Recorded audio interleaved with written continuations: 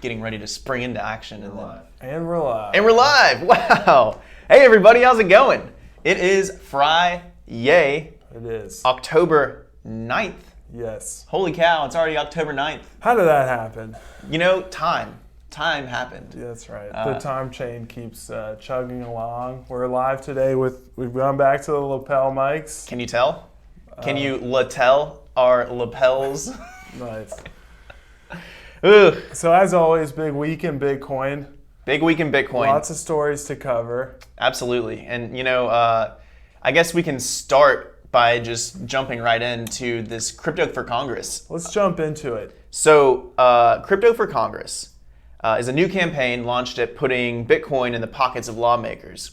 Pete, can you tell us a little bit about what they're trying to do here? Yeah, so it's an initiative from the Chamber of Digital Commerce, which is kind of like an advocacy group for all digital assets, blockchain technology, and just kind of an effort to get some more hands-on understanding and therefore more favorable and fair legislation from U.S. lawmakers in D.C., over in the swamp, as we call it.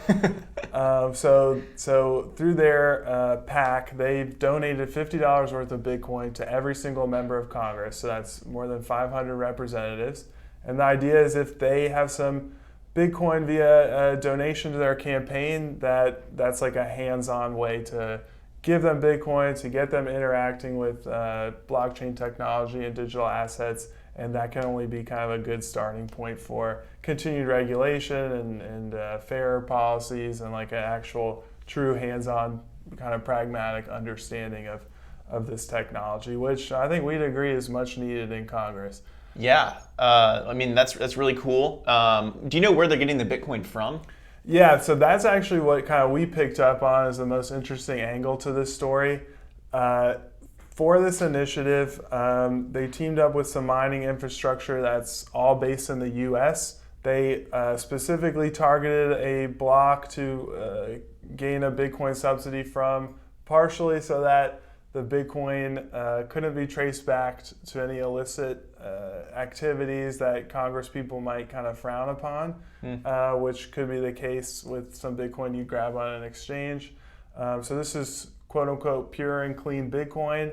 And in the sense that all the infrastructure that mined this Bitcoin was based in the US, it's like American-made Bitcoin.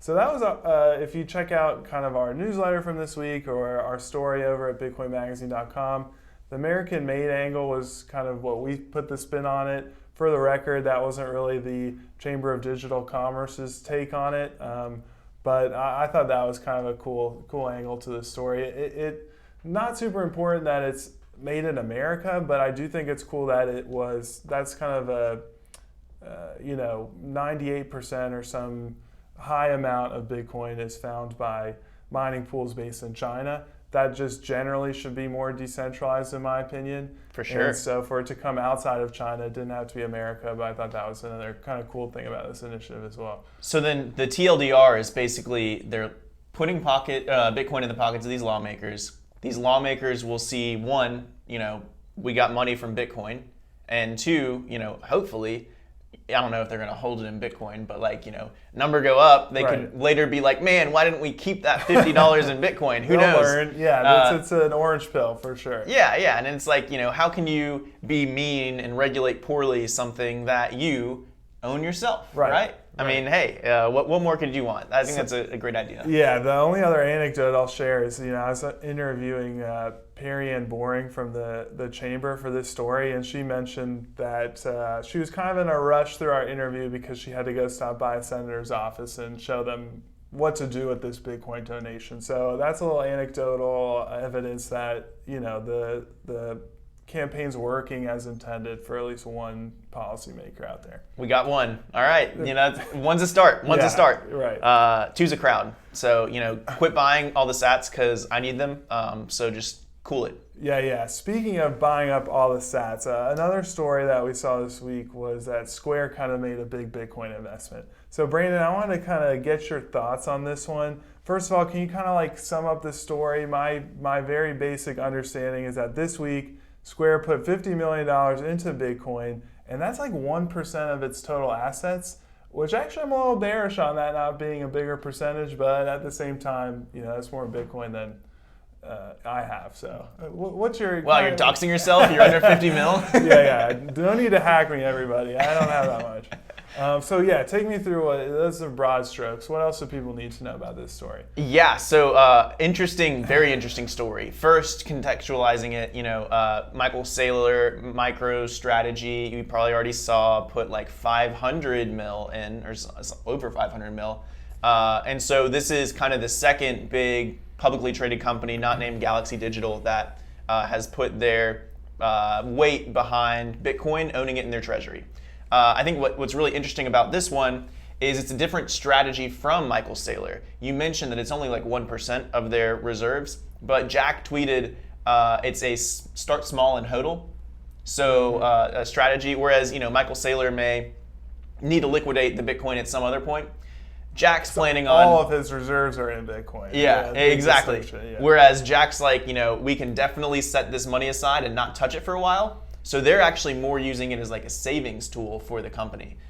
So I would be expecting, and this is me without knowing anything special, that we're going to see Square continually add more Bitcoin to their balance sheet as time goes on. This was just a small start. So that's really interesting. I think the other interesting trend with all of this is, something we talk about a lot in Bitcoin Magazine is how, the dollar itself is just a terrible asset and no one should be holding the dollar, right? We do. And when you have a company that has cash reserves that you can't really do anything with because you need the liquidity, and it's not like you can just go buy ETFs of the stock market or something with your cash reserves, it doesn't make any sense. One treasury management thing you can do is to put some of that in Bitcoin where you're a little bit protected from inflationary risk and yada, yada, yada. So, I see this actually as the beginning of a huge trend. I think there's no reason, you can pull this out as a quote, there is no reason that any company shouldn't be holding some amount of Bitcoin on their balance sheet today. So expanding on that, I did see yesterday NVK and the people at CoinKite have kind of spun up this. There's lots of these out there, but this one I thought was particularly well done. BitcoinTreasuries.org, where they're accounting for all the publicly traded companies that are now holding Bitcoin as part of their assets. On this list, MicroStrategy, I assume, Square's on here. And then kind of more Bitcoin crypto-focused companies like Grayscale, Riot Blockchain, they're accounting for over 500,000 Bitcoin. And it really feels like the tip of the iceberg. So where do you kind of see the trend going? Like if people follow through on your PSA, your message there, is there going to be Bitcoin around left for the rest of us? No.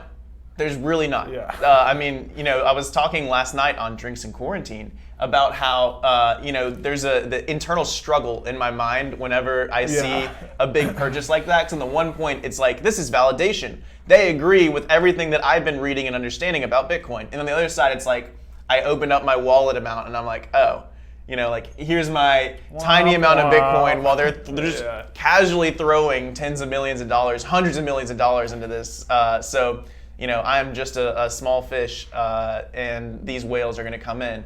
But they're not buying my bags. That's right. Stack the sats before. Exactly. This all happens. Exactly. So, it's really interesting. I would add, I expect some other companies to jump in sooner rather than later. One that I don't know anything about this, all right, but following the logic a little bit, the company that I'm keeping my eye on is Visa. I think Visa has been playing around in the payments infrastructure space a little bit, specifically with Bitcoin. They're looking at the space. They get it. And I think after they see Cash App and Square jump in and put some Bitcoin on their balance sheet, I've got a feeling, just a little gut feeling, that we might see some news from Visa about a similar topic. Do you know something we don't know, Brandon? Are you hearing little birdies out there giving you some whispers of insider information? I wish I was cool enough to have insider information on Visa. Like, I wish I had those kind of cool connections, but no. This is Brandon's sitting down in a dark room, no lights, fully meditating and thinking about this topic, and that's the name that came to my mind. Fair enough. But yeah, when the news with Square came out, I remember thinking, kind of should have seen this one coming. What's the next big company going to be? I think Visa's a great pick. I'm going to say I also already thought of that before Brandon, and I predicted that. So we'll see what happens. Well, great job, Peter. Yeah. You know, another big entity that's thinking about Bitcoin these days, Yeah. these transitions are just They're fire, a good one. is the DOJ. That's right. They're always thinking about Bitcoin. They're losing sleep. Oh, yeah. I mean, it's just constantly in their head. I don't think anything Bill Barr is focused on is more important than Bitcoin. No. And recently, as in like just a couple days ago, they published a new report titled Cryptocurrency, an Enforcement Framework. Peter, can you walk us through the high level of what this report discusses? Yeah, I can stick pretty high level. I have it open right now. It's 83 pages. I don't know who their graphic... Some light midnight reading? Right. I don't know who their graphics team is, but really just not very nicely laid out, in my opinion. I'm throwing shade there. I think like high level, I actually do give credit to DOJ. Most of it is just explaining what cryptocurrency, they're not that specific about Bitcoin. They do, I think, distinguish well between cryptocurrencies and digital currencies, or at least distinguish somewhat, which I think is positive. It's mostly high level, like explaining what cryptocurrency is. And I think actually, like some of the language in this is pretty like, it's a little alarmist, but definitely recognizing that the advent of cryptocurrency is like a paradigm shift that like the DOJ needs to be on top of. And I think that's the bulk of this report, is just a first step of like, here's why cryptocurrency is really important. I think predictably, there are some sections of the report that seem to point to like cryptocurrency is a tool that lets terrorists mask their activity, etc.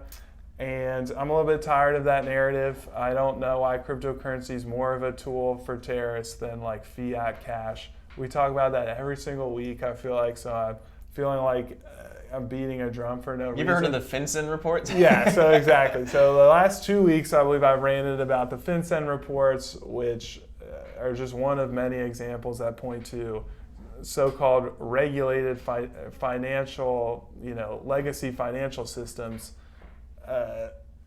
equally or probably more so enable illicit monetary activity than cryptocurrencies do. That's my TED Talk, but again, like it's the DOJ. I gotta give them credit though. Like to recognize that cryptocurrency is a paradigm shift, to mostly explain what they are.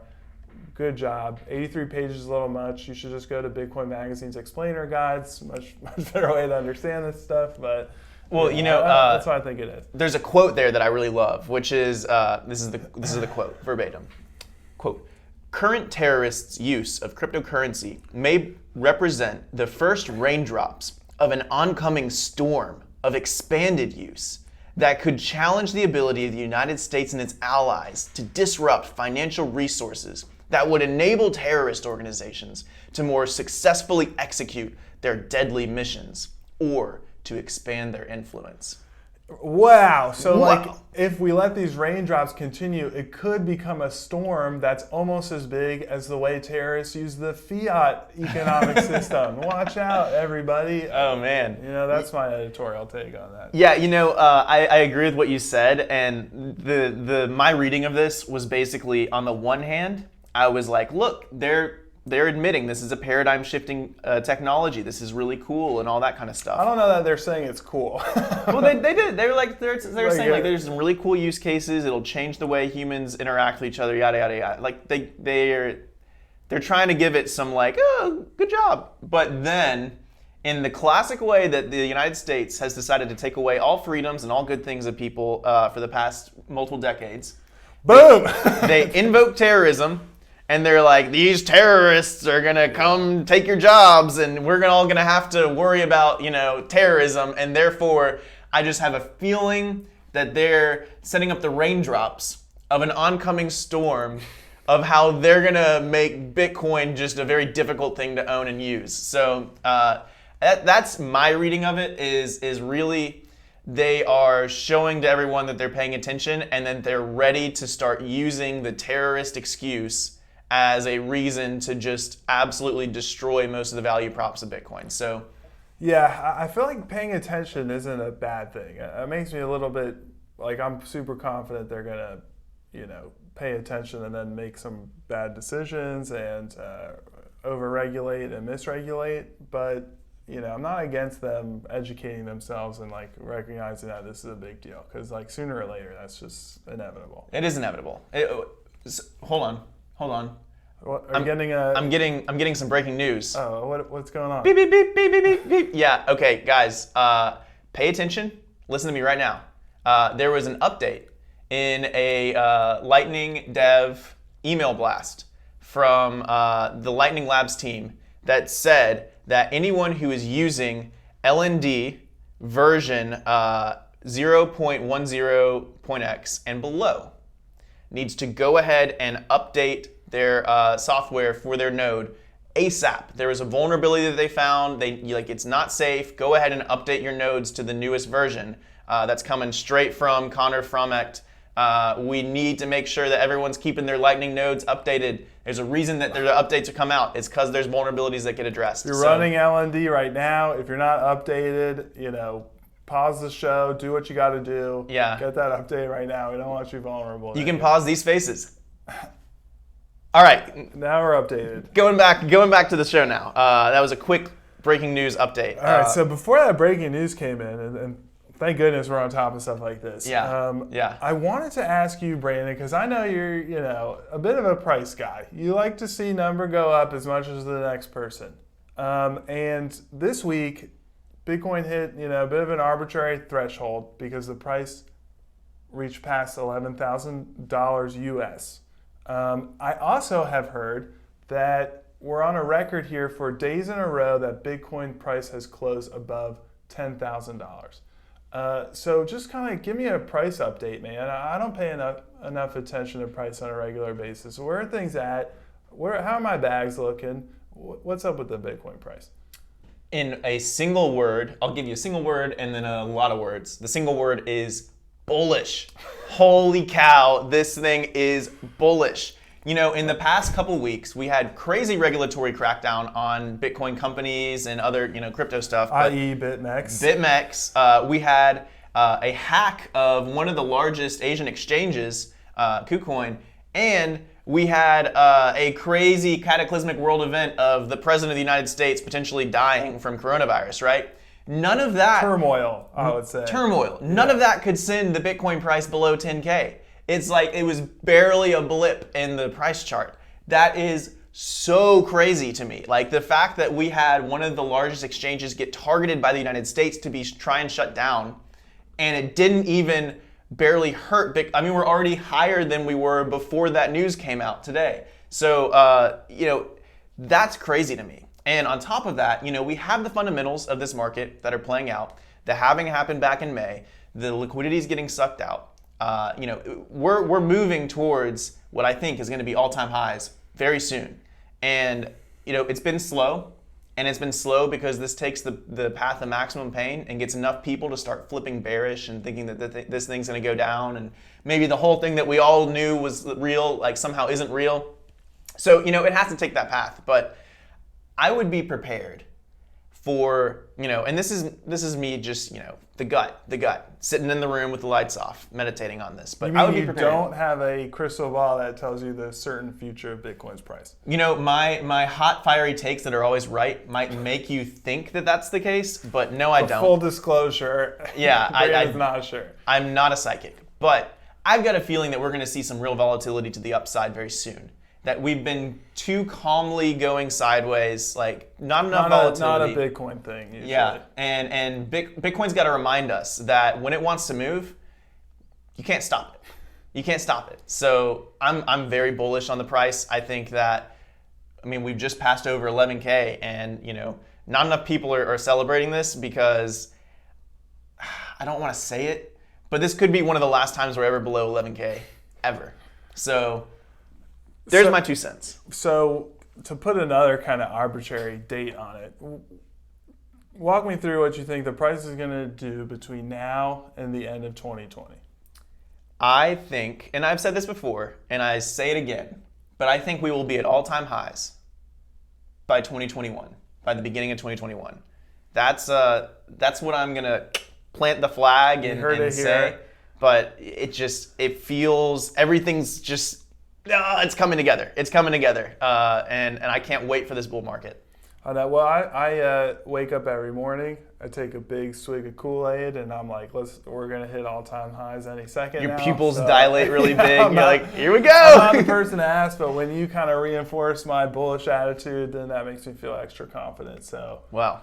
I'm glad I can be the bullish reinforcer. Here's hoping. Let's remember, one Bitcoin will always be worth exactly one Bitcoin. And also remember that any price level of Bitcoin where you can buy Bitcoin with dollars is cheap Bitcoin. That's right. Think about it that way. You know, guys, that does it for the show today. I don't have anything to add. I don't know. Another great show. That's the only thing I'll add. Thanks so much for being here with us, enjoying our lapel mics, and just celebrating Bitcoin another week. I hope you guys find the moon this weekend. If you do, I'll be there. You'll find us. I'll be on your moon. See you guys.